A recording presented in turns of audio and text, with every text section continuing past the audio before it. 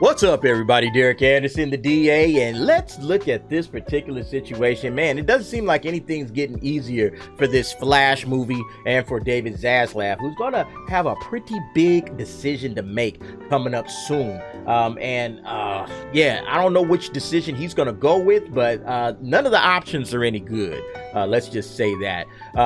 This article from Deadline, Zaslav's first movie crisis, what to do with Ezra Miller, the erratic star of this $200 million Flash franchise launch. That's the thing about this. Like, it's not just a one-off movie. It's a movie that they probably intend to have sequels and, using this particular character in multiple other DC films. So you want to get this thing off to a great start, and it's getting off to an absolutely probably the worst start you can possibly think of for any franchise launch. But let's go ahead and check this out. By the way, folks, if you haven't done so, go ahead and give me a like and a subscribe. Really appreciate that. On with the show. Let's discuss this. Zaslav's first movie crisis, what to do with Ezra Miller, the erratic star of Warner Brothers' $200 million franchise launch. All right, so it says here, even though it isn't on Warner Brothers' release calendar until June of 2023, The Flash is becoming Zaslav's first movie crisis because of the escalating coverage of incidents of volatile and odd behavior involving Ezra Miller, who is, of course, the film's star. I mean, it's just weird how so much stuff is happening. And yeah, this movie is a year away, so they've got some time to try to figure out what they want to do. But nevertheless, it is just like bizarre that like this guy, he's been a problem child since like 2 or 3 years ago. Nobody did anything about it. And now those chickens are coming home to roost. Can't say I feel sorry for Warner Brothers. They probably should have got this stuff up out of the way. But you're looking at David Zaslav and he's like, man, got here, dude. I literally just got here and you guys couldn't figure out what to do with this mess. That's probably why I'm here and the old CEO ain't here, because he couldn't get this kind of stuff under control. And it also says here, and this is really important, that Zaslav has made it clear that he wants to grow this DC universe to this humongous thing, just like the Marvel Cinematic Universe. He's made these comments. He says, hey, we've underused Superman, and they could really use a Superman movie right about now, huh? Yeah, I bet y'all really wish y'all had that thing in development, because they need something to offset all of the negativity that's coming out of this film, because people were looking forward to this. It says here it's going to include a return of Michael Keaton as Batman, a reprise from Ben Affleck. They got a $200 million budget. They got Andy Muschietti, who directed it, and Mama, and people are like, hey man, we're into this, we're ready to go. And then you got the freaking star, and it's like, I don't know what you do at this point, Dave. I know it's a big decision, but we're gonna help you out a little bit. I'm gonna get to my checklist and kind of go over some of the options and what I think the right move should be. So it says here, Zaslav will soon have to make a decision as to what to do with the completed picture. It's complete, right? In the can. All they're doing is their post-production stuff with special effects and So they're gonna have to figure out what to do with that. An actor who has a serious offset issues. Deadline has heard that the studio has tried getting help from Miller, but the troubling headlines continue to pile up. Could you send potential liability on a global publicity tour and have the actor anchor a huge studio franchise play? I mean, that is an option, right? You can say, hey, man, we just going full force. We just going to do what we got to do. And, we'll just take the lumps, right? We spent $200 million on this thing. 200. That's a ton of money. What are we going to do? How are we going to get that money back? Yeah, that's the question. So it says here, Zaslav, of course, has several choices and will make one of them soon. Among them, he could pull back on heavily promoting the 2023 film, confining it to some P&A, that's publicity and advertising, and no publicity tour at all. Or he could relegate it to streaming with HBO Max and take a write down. That's what T said on the video. I'll go ahead and link that video above. But that's what T suggested. He said, hey, man, just throw this thing to HBO Max. Done. Hey, take our loss, take our lumps, and just move forward. Or you can lean in towards making the movie a hit and then drop Miller if they can't straighten things out. Warner Brothers did that when it dropped Johnny Depp from the Grindelwald character in the Fantastic Beasts franchise after the actor's well-publicized unsuccessful UK lawsuit. So That's one of the big issues right now, is that WB has kind of stepped in it early on with Johnny Depp, because if they had just said, hey, we just keeping Johnny, that's it, we just keeping him, you guys are just gonna have to deal with it because he's our Grindelwald and that's just the way it's gonna be. If they had did that, then they could probably just justify, hey, we didn't kick Johnny Depp off after all the nonsense that he was going through, so we're not gonna kick off Ezra Miller, deal with it. They could have actually had that as an argument, which they didn't do that. They got rid of Johnny Depp. That led to a big problem with the Fantastic Beasts movie itself, because a lot of people said, hey, I'm not seeing this because of how they treated Johnny Depp. People have been saying for a couple of years now, like, are they going to do the same thing to Ezra Miller that they did to Johnny Depp? Are they going to do that? People are talking about Amber Heard in that same, vein. What's going to happen? Hey, WB, show some consistency, right? So that was one of the big problems. Zaslav didn't make that problem, and who knows how he would have handled it if he was the guy. But nevertheless, the article says there's no winning in this for Warner Brothers. One studio source says, this is an inherited problem for Zaslav. The hope is that the scandal will remain at a low level before this movie is released. Yeah, fat chance. This guy is way too volatile. He's too much doing stuff. He's on the run right now with an 18-year-old. Nobody knows where he's at. There's new allegations that are coming out. Yeah, let's check that out real quick. So it says here, the newest round of unflattering headlines came twice in the last 2 weeks for the Miller. Daily Beast reported that there was a temporary harassment prevention order this week from a 12-year-old and a mother in Greenfield, Massachusetts, against Miller for menacing the family and acting inappropriately towards the child. And then, of course, last week we've discussed this. The parents of an 18-year-old named Dakota Iron Eyes filed paperwork asking a judge to issue an order of protection against the actor on behalf of their child. So you got to think about this. This guy is just constantly piling up problems. And if he was, like, let's say, just dealing with that simple breaking and entering, which, it's terrible, but kind of sounds simple now, doesn't it? Breaking and entering, no big deal. We'll make some mea culpas. We'll go out there, we'll do some, apology tour or whatever, and move on. But I think that's all out the window now. So let me go ahead and jump to my checklist. You guys know I like to do the checklist to kind of run down the options and see what David Zaslav should do.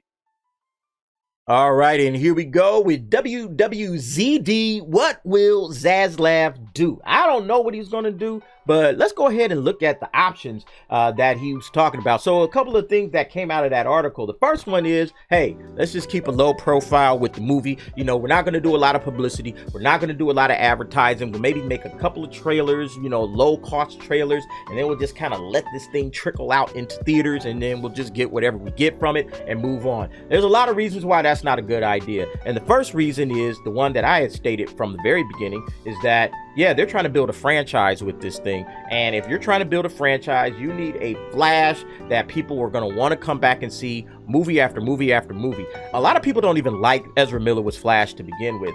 So now, on top of that, you're stacking negative upon negative on this particular character and this actor and this film. Yeah, I don't know if you could just kind of be like, well, we're just going to trickle this thing out under a low profile. Like, if you're trying to build the DC universe, you need all of these movies to be slam dunks, great hits. You need them to be profitable, make a ton of money, and have positive energy coming from the general audience. If you don't have that, there's no way in hell you're going to be able to build anything out of this DC Comics universe. You're just not going to be able to do it. So yeah, I don't think that a low profile is a good idea for this film. All right, so what other options does he have? Well, he can HBO Max this thing, okay? He can HBO Max it, just be like, out, HBO Max, done. And again, for the same reason, if you're trying to build up a universe, you probably don't want these films popping off on HBO Max. He's already stated that these movies aren't going to come on HBO Max anyway. They've moved Batgirl to the theaters. Batgirl was going to be an HBO Max film. They've already said that's going to theaters. We want to have an in-theater, just like Marvel, right? We want to have an in-theater franchise. Nothing's coming on HBO Max, maybe television shows, but not feature films. So it doesn't look like that's going to be the case. And again, if you just throw it to HBO Max and you're trying to build up a franchise, again, Ezra Miller's still in the movie, so you would have to do something in regards to Ezra Miller. Ezra is the one you got to deal with, not the film. All right, so the third thing, and of course, this is the one that I said, hey, this is what they should probably do, or they should think about doing, is full court press apology tour, right? First thing you got to do is find the guy wherever the hell he is in the United States. You got to track this dude down and be like, all right, man, look, we're going to do this apology tour. I don't want to hear it. I don't want to see nothing, but I'm sorry. It was a big misunderstanding. I love this, that, third, whatever. You got to put this guy in the best light possible and really, really do a yeoman's work of rehabbing his image. Initially, I said you could probably spend, $10 million, $20 million to do that. Man, you might have to spend $50 million to clean this guy up based on all the stuff that's been happening. But nevertheless, that's an option. That is an option if they can locate him wherever the hell he is, and they would have to do it quick. It can't be something that you push off until, next year in 2023. You got to pretty much start it this summer and then let that goodwill that you're trying to create build up over a year. So by the time June of 2023 hits, everybody's like, yeah, we love Ezra, Good luck with that. And then, of course, the last and probably the most obvious, fire him and reshoot, okay? Fire and reshoot, get this dude out of here and find somebody that fans will love, somebody that's got his head and his mind on straight, not somebody that's out gonna, oh, I'm just gonna run out here and run amok and do all kind of crazy. Nah. We need a guy that's going to be, towing the line, doing the right things. Who is that person? It's hard to say. There's probably 100 actors that could come in and take that spot. There's some favorites. Obviously, Grant Gustin is one of them. A lot of people have been mentioning this. There was another name that was mentioned, which is Lucas Till. A lot of people say Lucas Till would be a great Flash. And, looking at the pictures of the guy, yeah, he looks kind of like he could be a Flash. Looks like he's young, charismatic, all that kind of stuff. So, but nevertheless, I think that's the only real option. Again, if you're trying to build a universe, a DC universe, you're going to need a Flash that you could put out there, and you want to launch the Flash with this. You don't want to say, okay, we'll let Ezra Miller film hit theaters and do whatever, and then we'll recast. Like, no. Bring a Flash in right now and reshoot. Now, how much would a reshoot cost? Well, I mean, the budget of the film is $200 million, right? So even if you, let's say, had to reshoot the whole thing, and it wouldn't cost $200 million, I don't think, to reshoot the stuff that Ezra Miller's in. It would probably cost a hefty amount. But even if it did cost $200 million, personally, to me, I think it's worth it because, again, you're establishing your new Flash. This is going to be our guy going forward. We got our dude. We could do 3 or 4 or 5 films off of this and, go from there. He can be in other films. He can join in with Superman films, Batman films, etc., etc., etc. You can do that. Now, if you doubled the cost of this to, basically make money, obviously, you would have to break $1 billion, 400 million, 2.5 times, what we do on our box office breakdown. In order to break even, you would have to break 1 billion. So that's a big question. Like, I don't know if we could break a billion with Flash, not the very first film anyway. But nevertheless, to me, that's kind of the move. Fire, reshoot him, bring a new guy in and see what happens with that. All right, let's go ahead and get back to the article. And we've read some of this stuff before when Dakota, the girl, the 18-year-old girl that's taken off with them, says nobody's business and nobody's owed a story or an outcome. Yeah, I kind of think if you're this is an 18-year-old child that's talking right here. She's talking like an 18-year-old child. She's not talking about, hey, we got $200 million online here, girl. Yeah, where y'all at? This is a lot of money and a lot of jobs and a lot of lives are being affected by you two running off doing whatever it is you're doing. Yeah. It sounds like an 18-year-old to me. Somebody, y'all nothing. Okay, all right, good. Yeah, let's. Woo. People without responsibilities, they don't understand that kind of stuff. But yeah, it's talking about like all of the stuff that Ezra Miller has been dealing with, During the first incident, the Hawaii Police Department, said he became agitated. He started yelling obscenities, grabbed the microphone, lunged at a 32-year-old man playing darts. He was arrested. He was charged with bail. Like, that's a little situation. You could probably be like, all right, man, let's just sweep this up under the rug. No problem. We'll be dealing with this, whatever. 2 days later, the couple who lived with Miller at the hostel filed a restraining order. Said he had threatened them to bury them. It's like, all right. Then he stole his wife's passport and the husband's wallet. But then they dropped the restraining order. Back in April of 2020, he choked a woman out and threw her to the ground in an Iceland bar. And people were like, yeah, not a big deal. Bar fights, things like this happen. This is around the same time that Johnny Depp was getting kicked off of the Fantastic Beasts franchise. So people were all just kind of like, well, what's going on here? Everybody's kind of scratching their heads saying, this is bad news. This guy is bad news. But yeah, so far, and this is the final line, Warner Brothers has declined to comment on Miller. I think this is a huge mistake.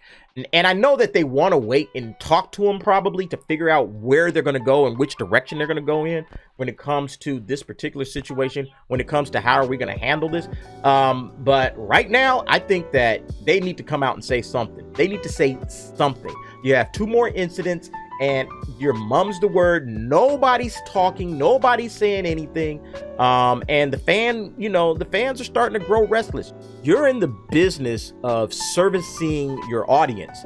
Not just this is like a service business. Entertainment is a service business. You're in the business of, servicing your customers with great stories and with all the things that they expect to come out of that, great acting, great music, all the things that are a part of a film. That's what your business is.